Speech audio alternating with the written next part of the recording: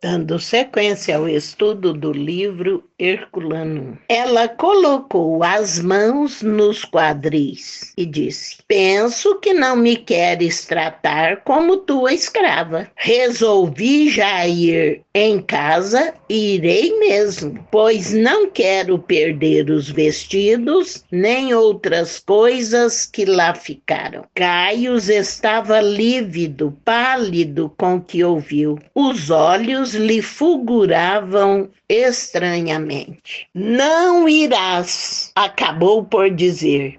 E se você for, podes ficar por lá, porque deixarás de ser minha noiva. Enquanto se desenrolava esta cena, Fábios e Virgília trocavam olhares admirativos. Dáfne cobriu o rosto com as mãos e disparou a chorar. Fosse que Caius quisesse acabar com o incidente desagradável, ou fosse que se lhe tornasse sofrimento o ver assim chorar a mulher amada, o certo é que ele se aproximou dela e, tomando-lhe da mão, falou com brandura: acalma-te, acompanha Virgília. Precisas ouvir-lhe os conselhos e dominar esses ímpetos, considerando que aquilo que se desculpa nas mulheres do povo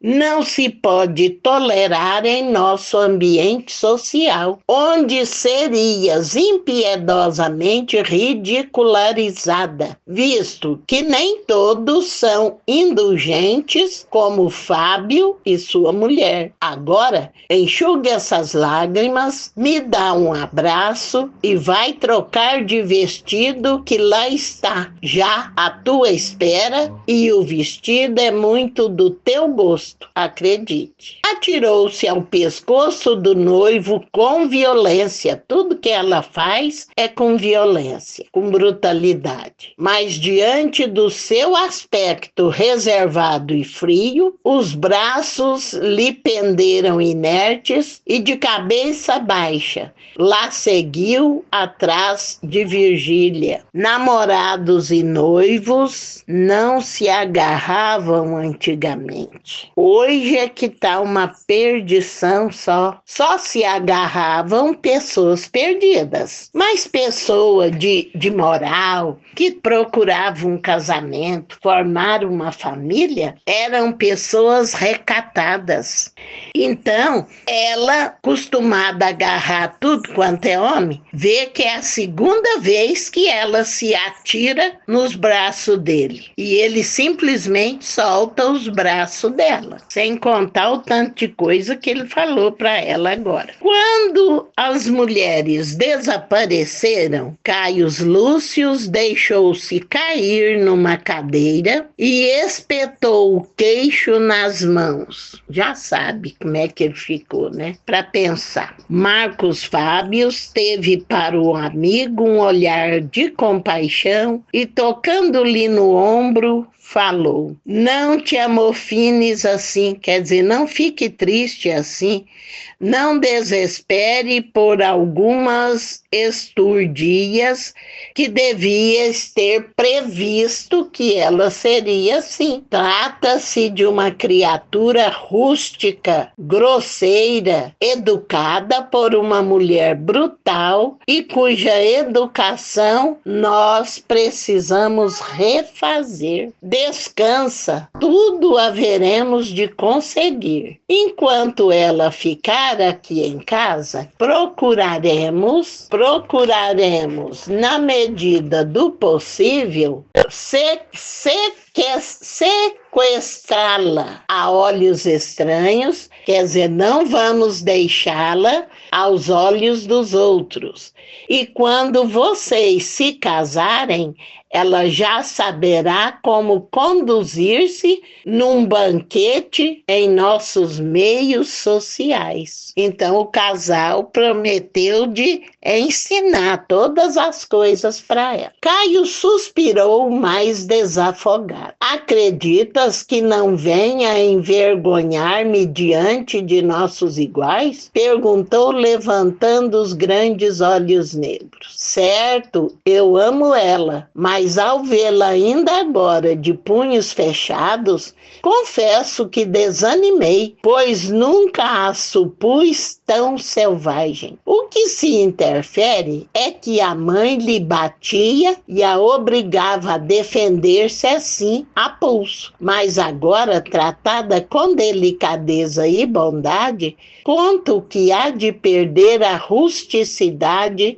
que tanto te impressiona. Então, o amigo prometeu cuidar da noiva dele e ensinar a ela todas as coisas referentes à educação, de falar com os outros, de como se comportar à mesa e tudo que fosse necessário. Como falar. Uma tarde, cerca de 5 semanas após este acontecimento, então 1 mês e 1 semana depois desse dia, Virgília, em visitando Metela, com esta permanecia no recanto favorito que era, por sinal, um grande salão amplamente aberta em colunatas do lado do jardim, ao qual se descia por 2 degraus de cantaria, precedidos de pequeno terraço de plantas raras e ensombrado de grandes árvores. Entre colunas, presos de canas douradas por argolões de corrediça, estendia-se o velário de pesado estofo e ricamente bordado. Suspenso esse velário, o vento penetrava no salão em rajadas frescas, a encher o salão das fragrâncias dos perfumes do jardim. Metela, assentada junto de pequena mesa bronzeada, entretinha-se a confeccionar um trabalho feminino, ao mesmo passo que observava 2 meninos de 7 e 8 anos, os quais, sob a guarda de uma preta velha, brincavam com um grande cachorro atrelado, amarrado a um carrinho. Então, é os 2 filhos dela, da Metela, que tem 7 e 8 anos. Animadíssima... De frente de Metela, Virgília se mantinha meio recostada a um divã, a beliscar frutas e doces ali postos na mesinha ao alcance da sua mão.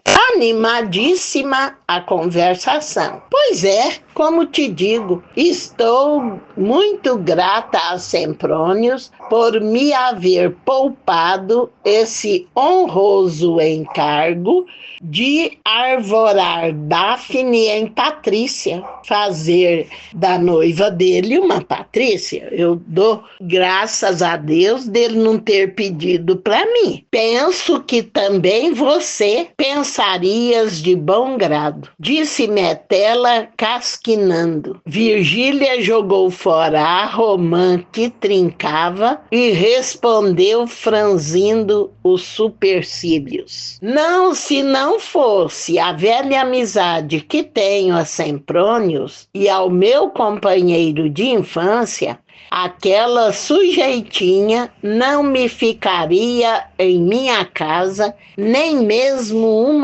hora. Admitindo que Caios a conquistasse como presa de guerra, que vem de uma nação bárbara, eu não me espantaria. Mas tratando-se de uma mulher romana, ainda que plebeia, é coisa inconcebível. É atrevidaça, cúpida e no mesmo tempo caprichosa e tirânica. As duas escravas que Caio deu a ela padecem verdadeiros martírios. Não lhe dá repouso noite e dia, castigando-as como menino descuidado. Veja bem, ela é pobre, não tem nada, sempre trabalhou para si e para os outros. Agora tem duas empregadas, nem respeito as empregadas merece. Ela faz pior do que as pessoas que compraram os escravos. Judia das duas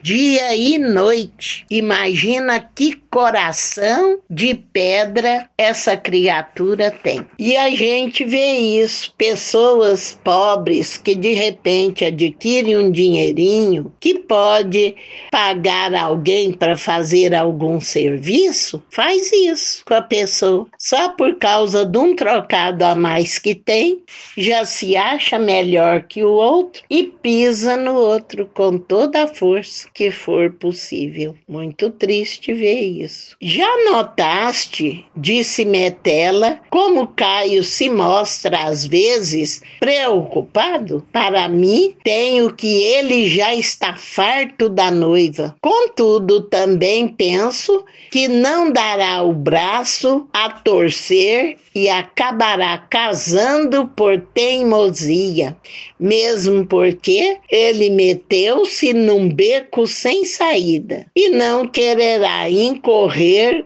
na pecha de covardia, repudiando a moça depois de ser escorraçada da casa da mãe e recebida pelo próprio Semprônio em penhor de casamento. Então ele realmente entrou num beco sem saída, mas ele está preocupado com a situação da noiva, porque é de ter medo que vai fazer ela no futuro. Não penso como você, Metela. Para mim, nunca é tarde para corrigir um erro. O que eu suponho é que Caio talvez a ame, mesmo com todos os defeitos que tem. Entretanto, convenhamos, bela, mas de uma beleza vulgar, desprovida de atrativos outros. Não existe que lhe augurar longo ascendente sobre o nosso bondoso Caio, que tem na fidelidade a menor das suas virtudes. Mas afinal, ainda não me disseste qual a opinião de Fábia, que é a avó dele. Qual é a opinião da velha a respeito da moça? Ora, tu bem sabes que Fábia a ninguém condena de primeira vista, mas a verdade é que ainda um dia desses ela me disse com tristeza: não quero julgar a pobrezinha que teve para educá-la uma mãe desnaturada e gostaria de apelar para o futuro se lhe surpreendesse um olhar menos frio, mais sincero. Quer dizer, a moça é tão fria e tão distante de todos que a velha está falando aqui: eu gostaria de um dia ver nela um olhar menos frio. Não precisava de gentileza, de nada, mas que ela fosse um pouco menos fria, mais sincera. Mas a verdade é que aquela fingida humildade, suas lisonjas e carícias hipócritas me repugnam. E tu compreendes, Metela, que na boca indulgente de Fábia, estes conceitos valem por uma condenação. De resto, pensas bem, ainda temos muito que ver. O pobre Caio vai ter pano para mangas. Quando fala que pano para manga, é vai precisar de muita paciência e tempo. Por quê? É uma coisa tão incrível que a manga da roupa parece que é pequeno o pano para fazer a manga. E não é, gente. Quando a costureira corta a roupa e vai cortar a manga, que parece que é pequena e usa pouco pano, vocês não imaginam o quanto de pano que é. Por isso que fala, vai dar panos para mangas. Então, quer dizer, ia dar a ele muito trabalho. Ela é ciumenta, mas de um ciúme beduíno. A bicha odeia e maltrata a toda e qualquer mulher a quem Caius dispensa uma palavra ou um sorriso mais afável. Sacudindo-se na cadeira, Metela riu-se a bandeiras despregadas. Quer dizer, riu-se à vontade,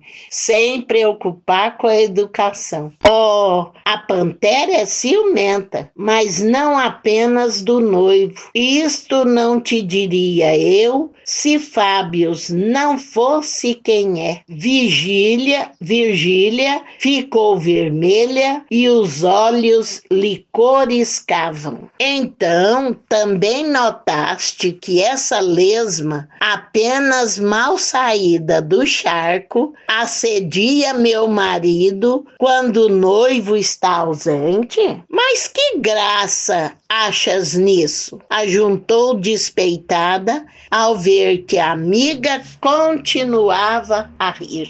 Então, veja bem, do momento que ela viu o marido da Virgília, ela já desejou ele. E ela fala para ele abertamente. Nós ainda vamos ver isso daqui a pouquinho. Olha que pessoa com quem ele vai casar. Não, tais investidas são ridículas, disse Metela, e logo fazendo-se séria. Mas o que tem graça é que o teu excelente marido não se ilude com o culto fervoroso que inspira.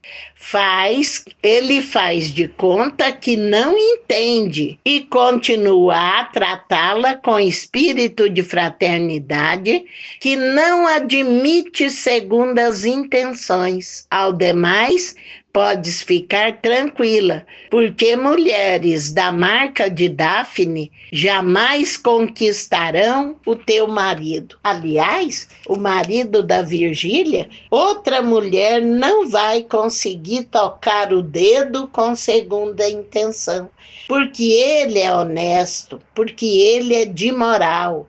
Ele que não pula fora do compromisso, de jeito nenhum. Ele é firme nos seus propósitos.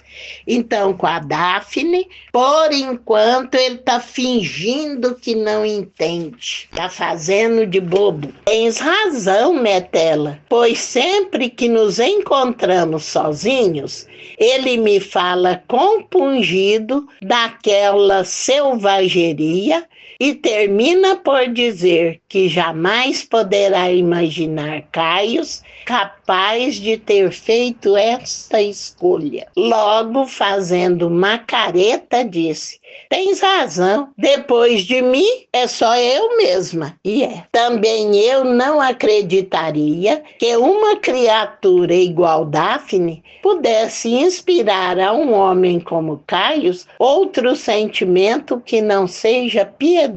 Mas, enfim, é bom que o casório se realize daqui a 10 dias e fiques desse modo livre de uma tal prebenta. E por falar nisso, quando é que chega Drusus com a filha? Dizem que nestes 4 ou 5 dias. E não é que me ia esquecendo dessa novidade? Quem me deu essa notícia foi a própria Daphne. Essa tagarela nada pode guardar do que ouve ou do que lhe dizem. E como não tem outra confidente, conta-me todas as particularidades que o noivo lhe confia. Foi assim que eu soube que Nero, o irmão de Caius, também está sendo esperado. Somente não sabem se ele virá sozinho ou em companhia de Drusos.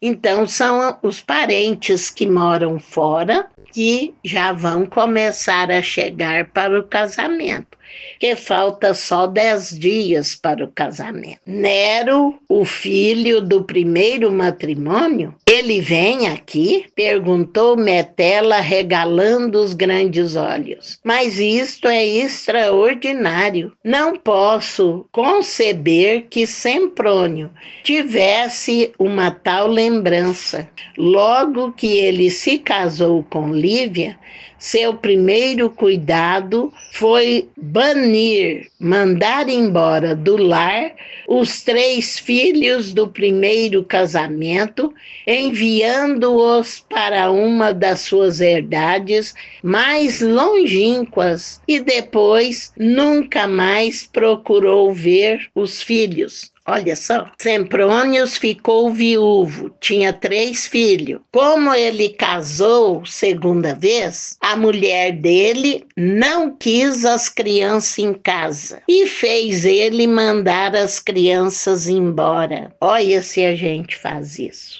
Dos 2 lados. Um que manda os filhos do outro embora e o outro que tem coragem de trocar os filhos por uma mulher. É coisa que não deve acontecer nunca.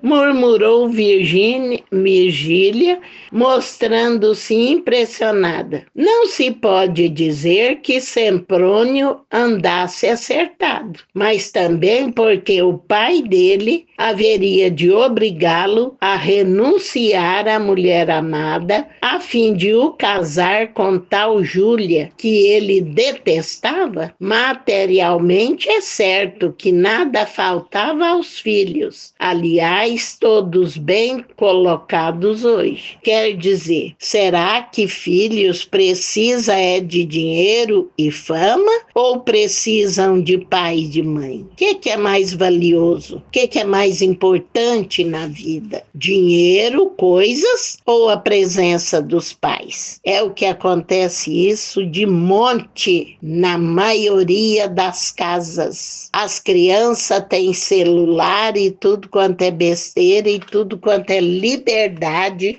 que não poderia ser. E não tem o carinho e a atenção e a orientação dos pais.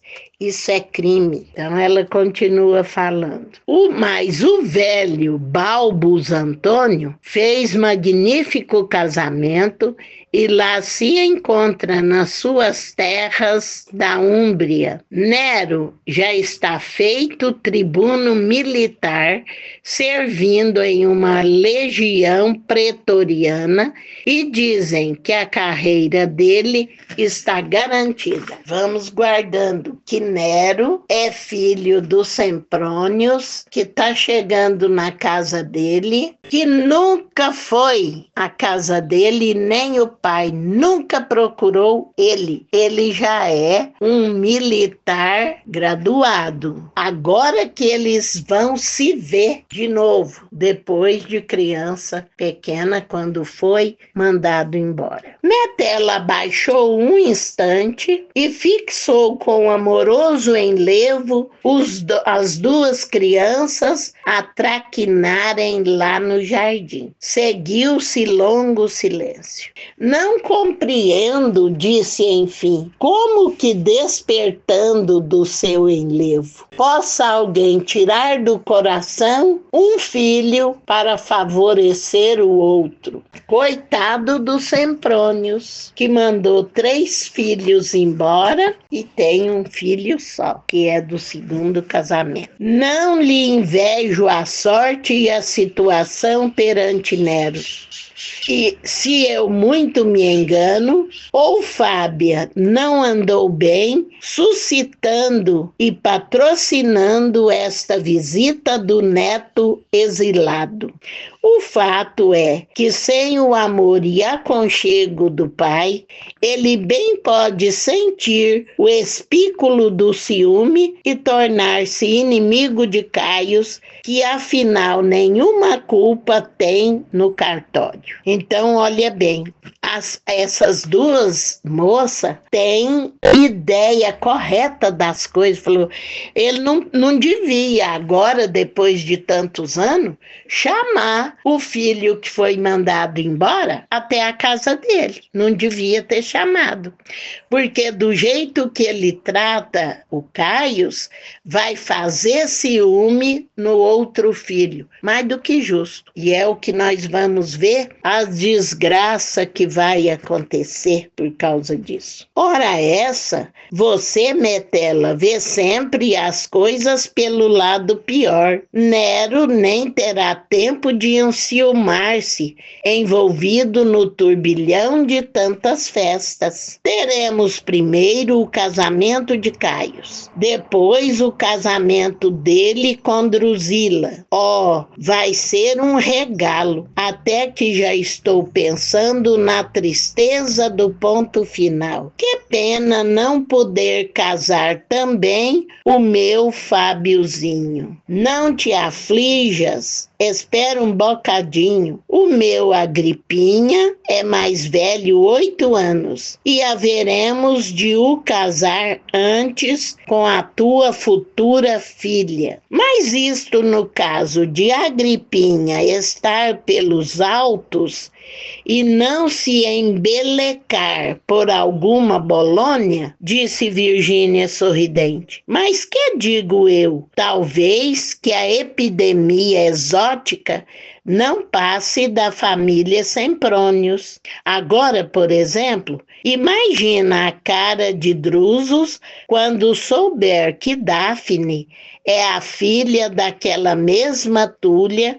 que dizem ele muito amou antigamente. Quem sabe se ao reencontrá-la agora não se reacenderá o fogo da mocidade?